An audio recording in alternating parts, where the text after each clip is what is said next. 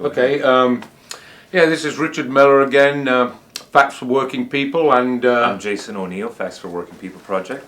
so we're just having a talk and a think about the bloody crisis we're in at this moment. I mean, every day people in America here, well, in the world, wake up and think, well, what the hell has Trump done now?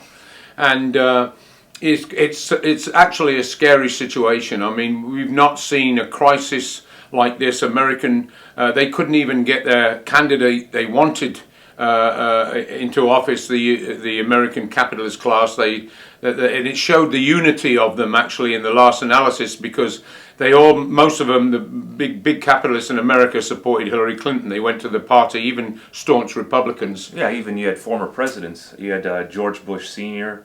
I think George Bush Jr. stayed out of it, but I know that George Bush Sr. said he would be casting his vote to support Hillary Clinton, breaking from the traditional GOP, supporting the Republican candidate. Yeah. So it shows you that in times of crisis, these two teams like to join together and support one another. And I think that leads to what our discussion is going to be about today, is that us as working class Americans, we don't have a political party in this country. And I think that's a discussion that we need to be having around our dinner tables, in our union halls, in our places of even if you want to say houses of worship, wherever we congregate together as a community, we need to be discussing this. Yeah, and the thing is, I think part of the problem is, and we were talking about this also, is that working people, we don't see ourselves as being able to govern society. And also, we're the only industrial country, I believe, that has never had a political party of our own. So, like say, the Britain has, Australia has, the Germans do, the Europeans do. So we've never had this political voice. And of course, a political party is a bit different from a trade union, isn't it? I mean, it discusses trade, world relations, stuff like that. Well, not only that, but I think it's where is the message orienting? So when you look at the two major political parties in America, they're dominated by big capital. I mean, what's the difference between a Wall Street bank paying Hillary Clinton money to go out on the campaign trail, or the Wall Street bank paying ALEC to go and draft legislation that Republicans are going to propose that's going to deregulate banking? I mean, deregulation of banking started under Bill Clinton. So we have these conflicts that the two major capitalist parties working together, always getting the support of big business and discussing economy and trade. But what they're not addressing are things like education in America, healthcare, employment, unemployment, homelessness. So these other issues that we need to be addressing to the mass public are being ignored. And now, granted, Bernie Sanders brought a lot of these things up, but then Bernie Sanders at the end of the day tried to steer people back into these Democratic he betrayed parties. everybody. But the thing is, they do discuss them in a sense. I mean, they attack them. That, or they try to privatize them. Yeah, they're all attacking them, and that's one of the reasons there's so many people have withdrawn from the political arena. The fact that we have no voice. And the funny thing is, it's like we were both talking about how co-workers. I mean, I'm a blue collar worker, work with guys, and they never would think that they have the skills. They didn't even think of the possibility of the working class governing society, because they've never had a party to function in. And yet, geez, when there's a football time, they've designed the most intricate pool. They run their kids' little league. Well, I mean, we have tremendous skill. Or they even know the standings. They know all the Major League Baseball standings. Who's pitching? Who's starting that night? The history. Who has the best ERAs and the batting averages and home runs?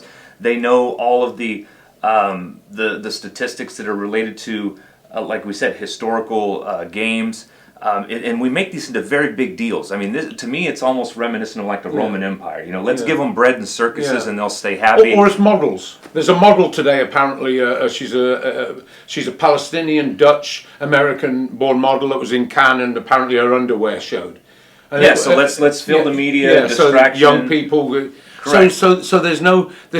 I mean, when you think of what's happening in the world, it weighs on them, because how can it not? You know what I mean? I mean, they're talking about nuclear war. There's all these fears, this terrifying fears. Geez, when I was young, I went from London to Basra overland. My ex-wife went to from London to Joburg, all through the Sahara and Africa. I mean, it's just insane. But this crisis, of course, the trade union leadership could change that. They have the resources and everything else. Before we go that far, I wanted to go back to this thing we were talking about, the crisis of the distraction and what, if we even think we can govern ourselves, or if we rely on these two parties that really don't have our best interests at heart.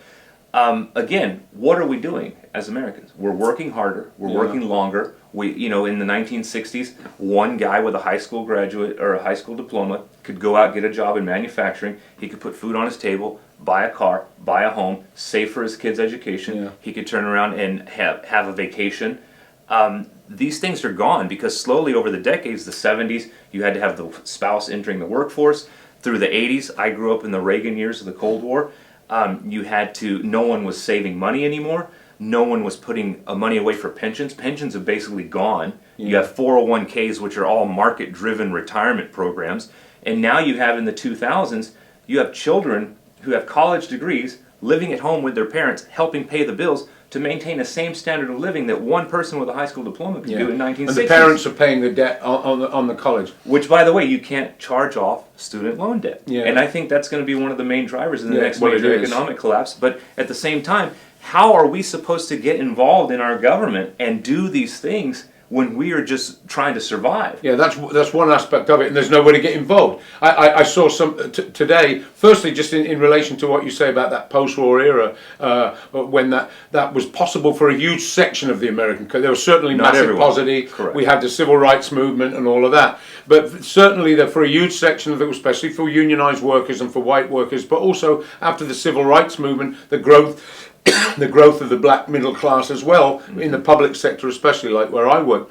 But now you're right. I mean, it was Carter that began the deregulation of the of industry, of the airlines. I think at the end of the 70s, Reagan then moved on. You got those big strikes in the 80s that were an attempt to push back, that were defeated primarily through the combination of the employers and the trade union leadership at the highest levels, and that's what we've come to today. And I mentioned today, you've got the progressives quote. Now we were talking about this guy earlier on.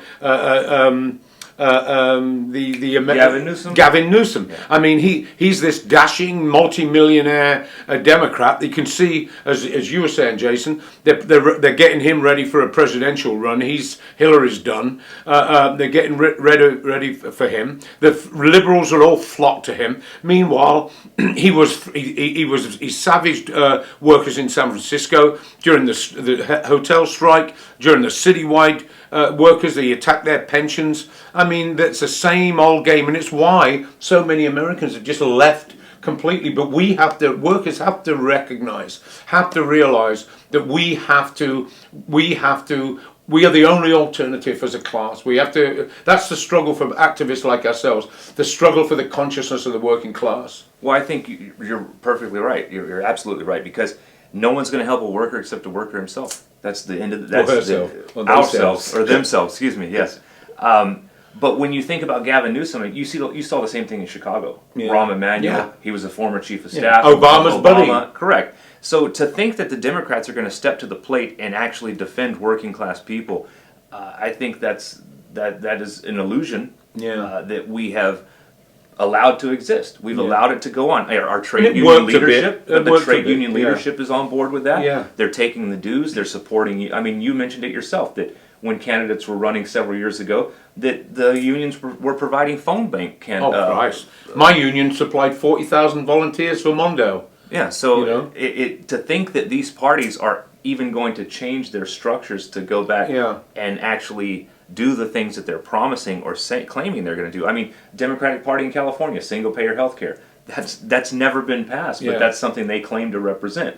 But I took us off track a little bit because we were talking about this upcoming crisis, the pending crisis, and where we as workers are going to have to step forward. We're going to have to build mass movements that are going to be independent of ballot box agendas, where we have to grow the consciousness of workers and get out into the streets and just I mean, there's a lot happening. There's a lot happening. There's a bunch of cities, aren't there, in the country that's selling that is providing poison water for people. We've seen Flint, Black Lives Matter. We've seen we see Dakota Access Pipeline. Dakota Access Pipeline. All of these that group down in Southern California, a rather affluent community where the gas leak was. Yes. We're seeing all these things. Central Valley, Bakersfield. Central pollution. Valley, we're seeing bits and things beginning to happen. We're going to see it as Trump continues to, the crisis continues. We're going to see it in places like Virginia and West Virginia, and also in Michigan, where there was this hope that Trump was going to bring something. We'll see those movements. But what has to happen is those movements have to come together in a powerful, united, direct action movement against capitalism. And we were talking about this earlier on, about the political party. How will a political party rise? And I think the way we would see it, probably, I don't know, I think we would agree on this, is that out of that movement, that workers can't go down to City Hall and sit there for 5 or 6, 7 hours till 1 a.m. and then go to work. You just did. Yeah, I've done it before. It's a con game, that. And to go to hear that you're going to have to take concessions, it's like going to a union meeting. Well, they've already made their mind up. So Oh, yeah, give you this illusion that you have a voice, or that Yeah. you can actually come down, voice your opinion, we'll consider it, and we'll cast a vote. They ignore you. Yeah. They listen to you. They sit there. They yawn. That woman that was being evicted in that trailer park Yeah. scandal a couple Yeah, months yeah, ago, yeah. they sat there and watched her shed tears, and it did not change Well, their the opinion one agents, bit. they carry out the policies of big business. That's what they do. Correct. But so I think that as a movement develops, then the candidates will arise out of that movement. Hey, I remember during the Pittston strike, it was in early 90s. They occupied the mines there, and they had this huge camp where they had so many supporters come to that. It was in Virginia or West Virginia. They had, Pennsylvania, I'm not quite sure, I can't remember. Coal country, something. Yeah, coal country. They had so many people come for support, they had to build a camp for them. People couldn't put any more people up in their homes. And I remember they ran a write-in candidate, Jackie Stump. That when this struggle starts to take place, and this movement starts to take place, it has to find a political expression. That's what the Democratic Party's been in the main. To suck that movement into it, where it's dissipated into nothingness.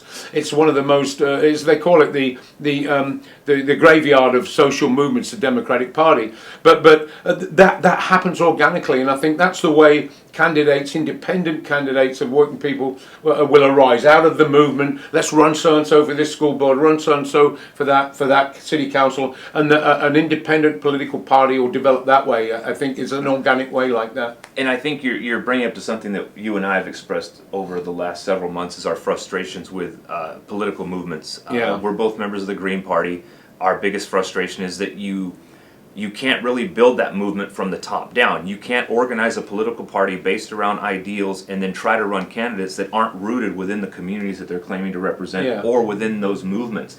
Those leadership of those movements are going to grow, again, organically from within them, and that's what's going to rally those movements into a ballot box or into the political arena. Yeah, and the Green Party, like we found, I mean, the Green Party our position has been its class nature was not really defined.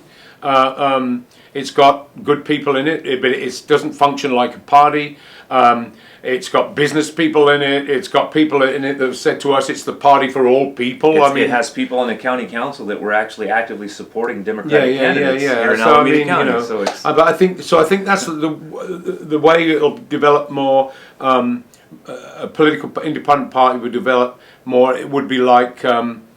That way, in that way, organically out of a direct action movement. But we were saying also about Trump and the Democrats, the Democrats, for them everything is just anti-Trump. correct. They'll do it again. They think if we move him out of office, everything goes back to normal. Yeah. Well, what does it actually do? It goes back to the status quo, again, of two parties of capital. Yeah. And to think that anything's going to change or go for the better because Trump's gone and you get Mike Pence as president and Paul Ryan as the vice president, these are the two biggest proponents to try to savage Obamacare. So to think that that is going to be okay once we remove Trump, I think is another illusion that, again, these two parties of capital are not going to address the fundamental problems created by capitalism. Let's face it, most people recognize that. I mean, there's something like 80 million people don't vote or anything else. 46% of the voting eligible voting public, or around 46%, I believe that I saw on the polls, didn't even cast a vote in the last election. Yeah, I mean, people just recognise there's the movement in this country against capital as it arises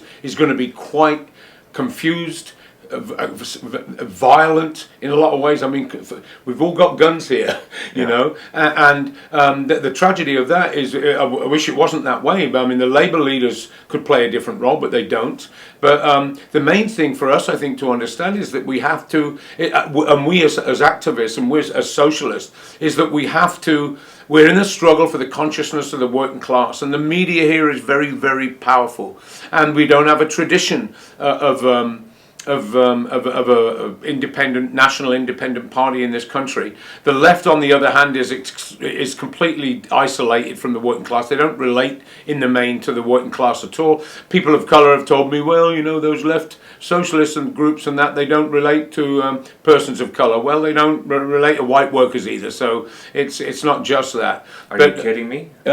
I just graduated UC Berkeley. Oh, I saw yeah. it all day long. The left academics thinking we're going to lead the revolution, like miraculously workers are going to show up at their doorstep knocking saying, please lead us to the promised land. Yeah. And it's just another illusion. Yeah, well, there's a real crisis in the left, there's no doubt about that. So, I mean, I don't know what else we were chatting about there. Well, I think we just we covered some things about the system and how it perpetuates itself. And Yeah. again, we've already discussed that, how they are completely removed from the realities of the struggles of working class Americans and people working class of the world. Yeah, I We mean, have to how can look at incorporate that. Congress? I mean, for Christ's sakes, we don't have a voice at all, and everything that happens, we have no voice, and only we can change that. And part and parcel, of, you know, I always say it's a lot. The hardest thing in the world is not changing the world; it's changing yourself. Correct. You know, and at least you've got to be open to looking at things. But they've been a master. They're the masters of deceptions, the ruling class in this country. They're very powerful. The media is very powerful.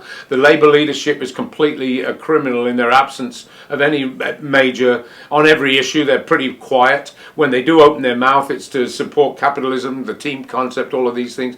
So I mean, we're in for a tough ride. But something has to be done. I mean, there's a real crisis globally. Capitalism will destroy life on this planet. I mean, they don't make all these nuclear weapons to never use them. Correct. You know what I mean? And their position on terrorism just creates more terrorism. I mean, how long have the British trying to drive the IRA?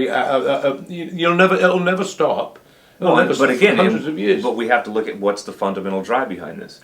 Opening up new markets for surplus goods and relying on cheap labor, raw materials, and resources from the developing world. So these things will never stop. They've been with us for centuries. And unless working class, not only here in America, but internationally, starts to realize these things, we're not even going to delve into the European elections.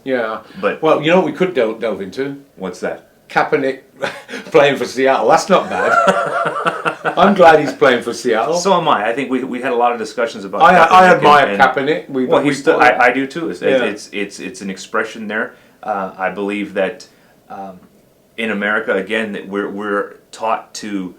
We've nationalized professional sports. It's corporate driven now. I mean, you can't go to a stadium Except for anywhere. the profits. Well, exactly. So we're using public money to build stadiums for private teams that are part of a nonprofit organization that has a tax structure that benefits them. So billionaires are getting subsidized by taxpayers so that they can pay grown men millions of dollars to play a sport, which then distracts us again so we can keep track of stats and everything else, but we don't get involved in our actual governance of society or the things that matter. I mean, 6 NFL owners, all millionaires or billionaires, gave $1 million apiece to Trump's inauguration. Kraft, I was reading Business Week has an article on Kraft, the guy that owns the New England paper. It's sickening to listen to them. Did he ever get his ring back from Putin? Oh, I don't know. Did he give a ring to Putin? There was a big controversy a couple years ago where he let him use it and then Putin walked off with it. It was a they talk about how he made his money and he said, oh well, I think his dad had a paper mill or something. It's like they always talk like they make money. Just look at Trump. I mean, they were hard workers. Yeah. Well, maybe we should wrap it up for today. I think so. We're going to try to start doing these videos a little more often. And again, like we say, this is the Facts for Working People project. I'm not sure if you wanted to invite anyone to conference calls or have them go on to our email. We have these conference calls. We've invited people to give us contact us. That we have the address on the blog here, and we discuss the events every week. And if you want to come on those, contact us and we'll chat about it. And hopefully we're pretty open, to sharing views, And also, if you want to have us discuss any topics or perhaps engage in some discussion about a Yeah. specific topic, please send us an email or let us know.